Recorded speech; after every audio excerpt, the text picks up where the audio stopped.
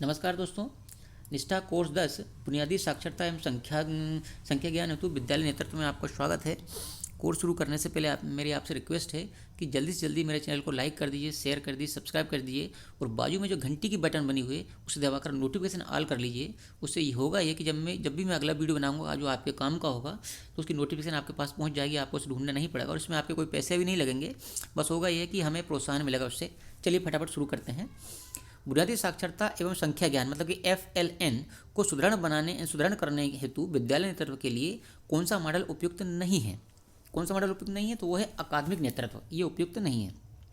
अगला, नेतृत्व के किस मॉडल में बच्चों की सांस्कृतिक और भाषाई पृष्ठभूमि के आधार पर विद्यालयी प्रक्रियाओं को निर्मित करने की बात की जाती है?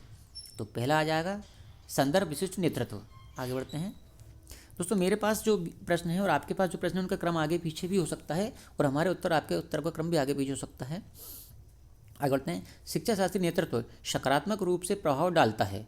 तो दूसरे नंबर का दिया है बच्चों की सीखने की क्षमता पर। आगे बढ़ते हैं। इनमें से कौन सी अवधारणा विद्यालयों में बुनियादी साक्षरता और संख्या ज्ञान मतलब कि FLN के नेतृत्व हेतु प्रासंगिक नहीं है? तो दूसरे नंबर पर दिया है समुदाय और अभिभावक के साथ संवाद नहीं करना। अगला देखते हैं दोस्तों। चैनल को अगर सब्सक्राइब नहीं किया तो जल्दी से कर लीजिए, प्लीज़ प्लीज़ प्लीज़, और घंटी की बटन दबाकर नोटिफिकेशन ऑल कर लीजिए। आगे बढ़ते हैं। विद्यालय विकास योजना एक विद्यालय आधारित गतिविधि है जिसे नेतृत्वकर्ताओं द्वारा खालिस्तान कार्यान्वित किया जाता है।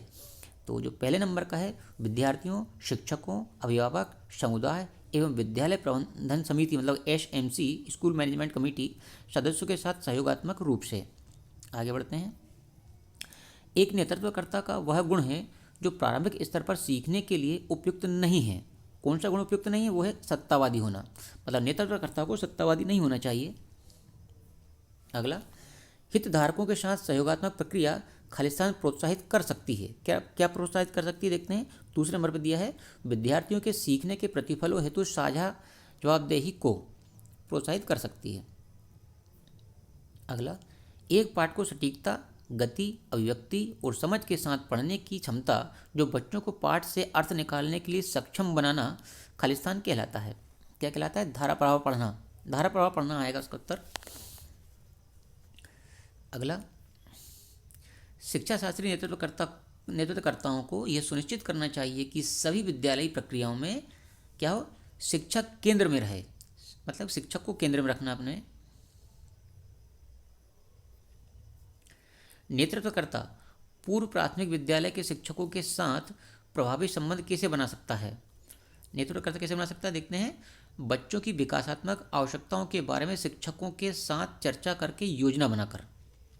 अगला, विद्यालय में प्रातःकाल आगमन समय को बनाए रखने के लिए पहली कक्षा के शिक्षक को कौन सी रणनीति अपनानी चाहिए? कौन सी अपनानी चाहिए?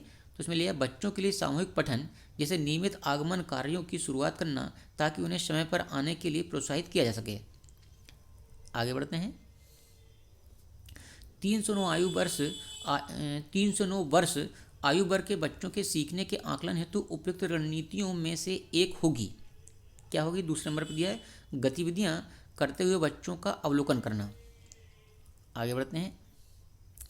बुनियादी साक्षरता एवं संख्या ज्ञान के संदर्भ में वयस्क और बच्चे के बीच क्या संबंध होना चाहिए? तो पहले नंबर पर दिया है भयमुक्त और आनंदपूर्ण वातावरण होना चाहिए स्कूल का। अगला है इनमें से कौन सा विद्यालय परिवार समुदाय के बीच एक प्रकार की भागीदारी नहीं है? पहला दिया सहभागिता करना।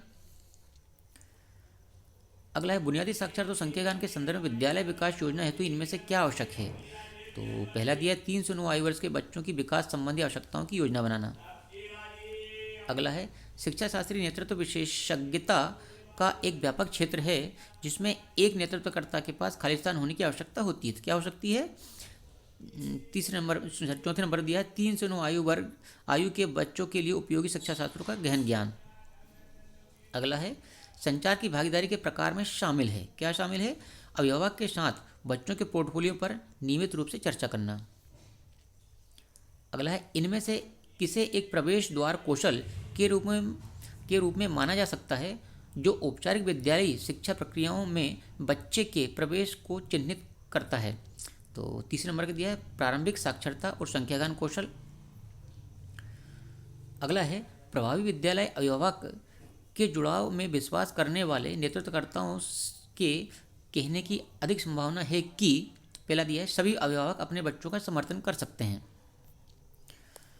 अगला दिया है एक नेतृत्वकर्ता 3 से 6 वर्ष के आयु वर्ग के बच्चों को खालिस्तान के माध्यम से संलग्न कर सकता है। किसके माध्यम से संलग्न कर सकता है? तो आएगा खेल आधारित शिक्षा शास्त्र। तो दोस्तों इस प्रकार से देखिए हमारे ये 20 प्रश्न पूरे हो चुके हैं और हम देखते हैं कितने प्रश्न सही हैं। तो देखिए इसमें से 20 में से 20 प्रश्न सही हो चुके हैं।